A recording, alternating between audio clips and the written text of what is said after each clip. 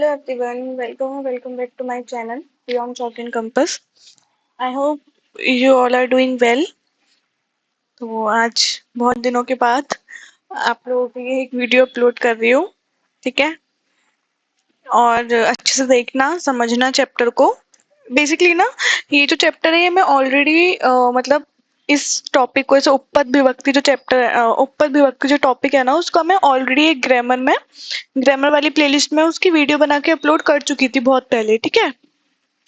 तो मैं जरूर रिकमेंड करूंगी चैप्टर को पढ़ने से पहले उस वीडियो को देख लेना, थोड़ा समझ में क्लियरली आ जाएगा कि क्या होती है उपपद विभक्ति, ठीक है? और अच्छे से एक्सप्लेन किया मैंने उसको, और उसी के ऊपर पूरा चैप्टर की स्टोरी बेस्ड है, ठीक है? स्टार्ट करते हैं फिर। वृक्षाण आरोप्य मतलब वृक्षों को आरोपित करके, रोपण करके, आरोपित इन द सेंस कि उनको हम उगाते हैं ना, उनके जमीन में उगा देते हैं, बेसिकली वो रोपना, ठीक है? उपपद विभक्ति आपका चैप्टर है, बताया इस पूरे चैप्टर में आपको ये बताया जाएगा। वो एक ओवरव्यू देती हूँ आपको। उपपद विभक्ति क्या होती है? उपपद विभक्ति ऐसी विभक्ति जो किसी सेंटेंस में, जैसे सपोज ये है, ठीक है, बही शब्द है, बही शब्द की वजह से ग्रह जो शब्द है उसमें ग्रहात रूप बना, मतलब पंचमी विभक्ति लगी। बही शब्द की वजह से इसमें कौन सी विभक्ति लगी? पंचमी विभक्ति लगी। मतलब किसी शब्द की वजह से किसी सेंटेंस में जब विभक्ति लगती है किसी शब्द की वजह से, उसको हम क्या बोलते हैं? उपपद विभक्ति। किसी पद की वजह से विभक्ति लग रही है, ठीक है? अब आप इस पूरे चैप्टर में बेसिकली आपको यही सिखाया गया, ग्रामर से रिलेट किया गया है टॉपिक को, ठीक है? आगे चलो। पिता अनुजम प्रति गच्छति तम पृच्छति। पिता अनुज के पास, प्रति मतलब अनुज की ओर जाते हैं और उससे पूछते हैं। पिता वो अनुज सुदीप कुत्र अस्ति। अरे अनुज, सुदीप कहाँ है? कुत्र अस्ति मतलब कहाँ है? अनुज पिता सुदीप प्रातः उत्थाय गृहात् बहिः अगच्छत्। हे पिताजी, मतलब देखो ये एक्सक्लामेटरी जो ये मार्क आ रहा है ना, जो ये आता है, इसमें क्या होता है? संबोधन होता है। आप बोल रहे हो हे पिताजी, या फिर वो बोल रहे हैं पिताजी कि अरे अनुज, ठीक है? तो हे पिताजी, सुदीप प्रातः उत्थाय, सुबह उठ करके घर के बाहर। अब बही शब्द की वजह से इस गृह शब्द में कौन सी विभक्ति लग गई? पंचमी विभक्ति, ग्रहात बन गया, ठीक है?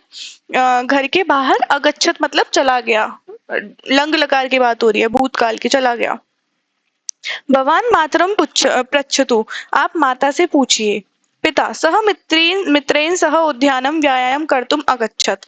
वो मित्र के साथ, सह, अब ये सह शब्द की वजह से देखो जो हाईलाइटेड हो रखे है ना, इसमें कहीं ना कहीं आपको ये बताया गया है उपपद विभक्ति है, किसी शब्द की वजह से विभक्ति आ रही है। अब सह की वजह से मित्र में तृतीय विभक्ति आ गई, ठीक है? वो मित्र के साथ उद्यान में व्यायाम करने के लिए गए हैं। सुदीप आगच्छति, सुदीप आ जाता है। सुदीप मातः, हे माता, भवती शीघ्रम मह्यम स्वल्प आहारम यच्छतु। आप जल्दी से, मह्यम मतलब मुझको, आप जल्दी से मुझे स्वल्प स्वल्प आहार मतलब नाश्ता, ठीक है, दीजिए। अहम पुनः उद्यानम गंतुम इच्छामि, मुझे दोबारा से कहाँ जाना है? उद्यान, बगीचे में जाना है दोबारा से उसको। आगे माता तस्मै क्रुध्यति, उसको गुस्सा करती है। ना आसंदिकम उपविशः, क्या आप आसन पर, आसंदिकम, अब देखो उपविश जो होता है ना, ये इस क्या होता है? उपसर्ग के बाद अगर विश धातु आ रही है तो एक उपांग वध्यान विसर्ग करके एक सूत्र आता है, उसकी वजह से उपसर्ग के बाद अगर कोई वस धातु का प्रयोग होता है बैठने के अर्थ में, तो उसमें कौन सी विभक्ति लग जाती है? उससे संबंधित शब्द में द्वितीय विभक्ति लग जाती है। तो ये उपविश की वजह से इसमें द्वितीय विभक्ति लग गई, आसंदिकम। आप आसन पर बैठो। स्वल्पम कृत्वा पट, और स्व मतलब कि वो नाश्ता कर करके क्या करो? नाश्ता करो। सर्वे स्वल्पाहारम कुर्वन्ति, सभी क्या करते हैं? नाश्ता करते हैं। अनुज अहम अपि भ्रात्रा सह गंतुम इच्छामि। अनुज बोल रहे हैं मैं भी भ्रात्रा सह, अब सह की वजह से भ्रात्रा में भ्रात्रा में विभक्ति लगी है, देखो। अहम अपि, मैं भी भाई के साथ जाऊंगा। माता ना ना, नहीं नहीं। तुम गृहाद् बहिः न गमिष्यसि, तुम घर के बाहर नहीं जाओगे। तुम गृहे एव क्रीडे, तुम घर पे ही खेलो। भ्राता तु पठिष्यति, भाई तो आपका क्या करेगा? पढ़ेगा। पिता अद्य तु अवकाश अस्ति, आज तो अवकाश है। बाला तत्र उद्याने मिलित्वा क्रीडन्ति। बालक बालः, आप देखो ये क्या है, बहुवचन, बहुत सारे बालक वहां पर उद्यान में मिल करके खेलेंगे। सुदीप पितः वयं तत्र क्रीडितुं न गच्छामः, हम वहां पे खेलने के लिए नहीं जा रहे। वयं तु वृक्षारोपितुं गच्छामः, हम तो वहां पे क्या क्यों जा रहे हैं, वृक्षों को आरोपित करने, वृक्षों का रोपण करने जा रहे हैं।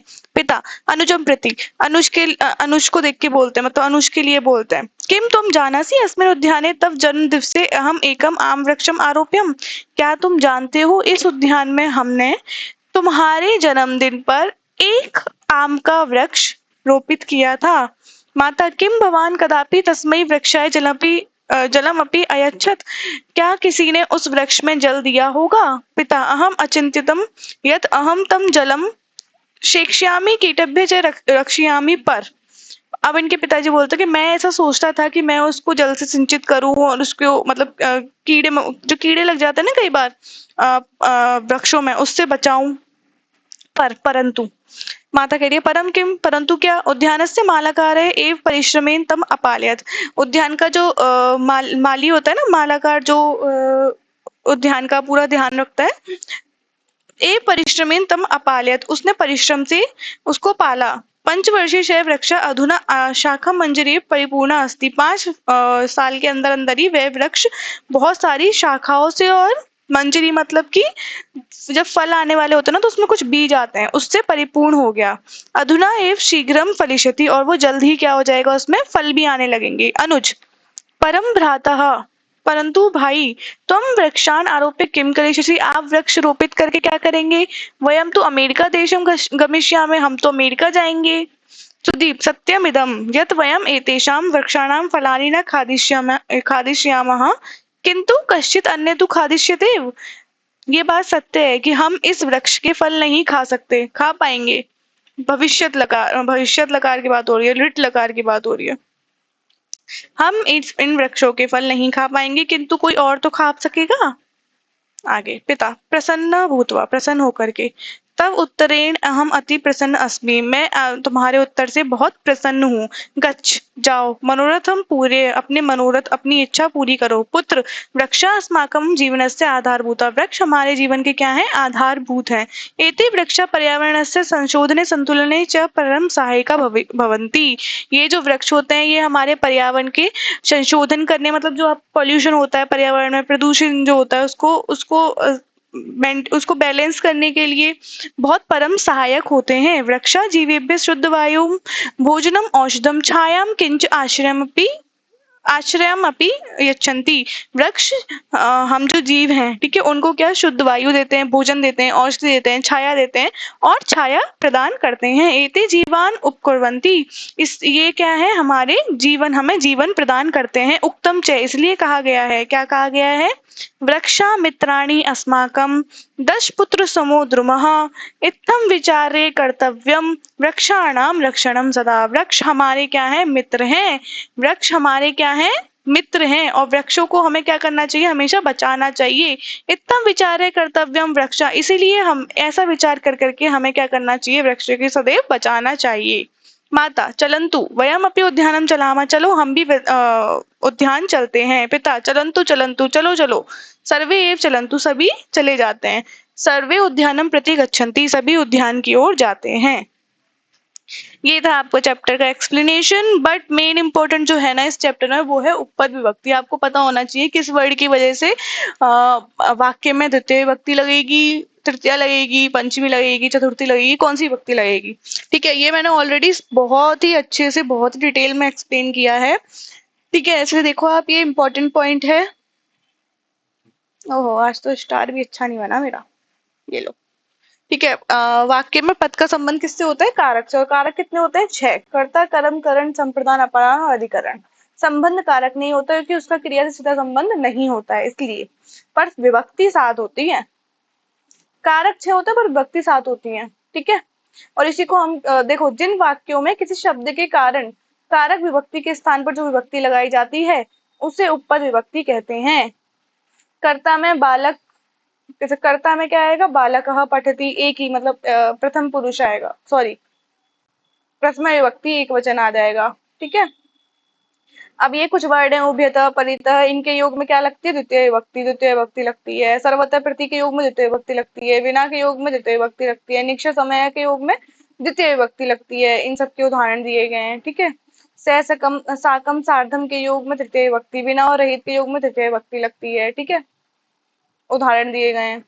दा के योग में चतुर्थी विभक्ति, कुप और क्रोध के योग में चतुर्थी विभक्ति, प्रयोजन और नमः के योग में चतुर्थी विभक्ति, रुच के योग में, रुच मतलब अच्छा लगना होता है, कुप मतलब क्रोध करना, ठीक है। दा मतलब देना और नमः मतलब नमस्कार करना, है ना। इनको बताऊं अर्थ? उभयतः मतलब दोनों ओर, परितः मतलब चारों ओर, सर्वतः मतलब सभी ओर, प्रति मतलब की ओर, मतलब आप किसी चीज, जैसे मैं स्कूल की ओर जा रही हूँ, मैं विद्यालय की ओर जा रही हूँ, मैं बाजार की ओर जा रही हूँ, मैं जहां भी जा रही हूँ, ठीक है। बिना मतलब किसी चीज के बिना, ठीक है। तो जल के बिना जीवन नहीं है, ठीक है।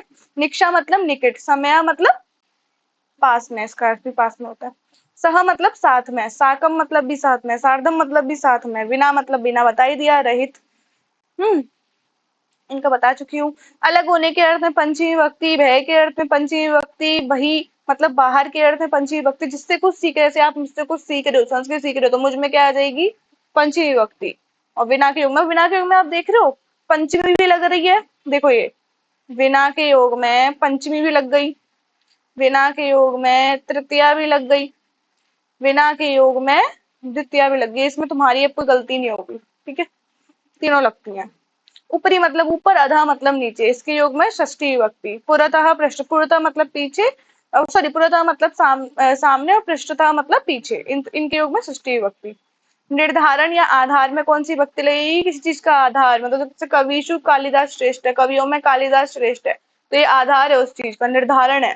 बेसिकली आप निर्धारित कर रहे हो, आप बता रहे हो कि हाँ कवियों में कालिदास श्रेष्ठ है, तो इसमें क्या आ गई? सप्तमी विभक्ति। कुशल और चतुर के अर्थ में क्या आ गई? सप्तमी विभक्ति। स्नेह मतलब प्यार करने के अर्थ में, माता जैसे प्यार करती है बच्चे को, है ना, उसके अर्थ में सप्तमी विभक्ति आ गई। अब ये कुछ शब्दार्थ हैं, जरूर पढ़ लिया करो, अर्थ कर पाओगे। आप बच्चा इसका अभ्यास कर रहे हो, उसके लिए एक 5 या 10 मिनट की वीडियो बना दूंगी, ठीक है, जैसे ही टाइम मिलता है। बाकी मेरा मेन टारगेट अभी है कि मैं एक्सप्लेन कर पाऊँ चीजों को ज्यादा से ज्यादा, ठीक है। तो that's all for today's video. बहुत ही छोटी वीडियो में पूरा चैप्टर एक्सप्लेन हो चुका है, पूरी वीडियो देख लेना, बहुत बड़ी नहीं है वीडियो, ठीक है। और ऐसे ही मैं कंटिन्यू रखूंगी, I am trying my level best. और लाइक शेयर सब्सक्राइब कर दो, अपने दोस्तों से करा लो। मैं एनसीईआरटीज भी अपलोड कर रही हूँ धीरे धीरे करके, समझ रहे हो। 9th क्लास की भी करूंगी, क्योंकि अगले साल 9th क्लास में जाओगे। वो भी हिंदी की कर रही हूँ 9th क्लास की, ठीक है। कोशिश करूंगी एसएसटी का भी जल्द ही, पहले मैं चाह रही हूँ हिंदी संस्कृत कंप्लीट हो जाए, उसके बाद मेरा प्लान है एसएसटी का भी करूँ।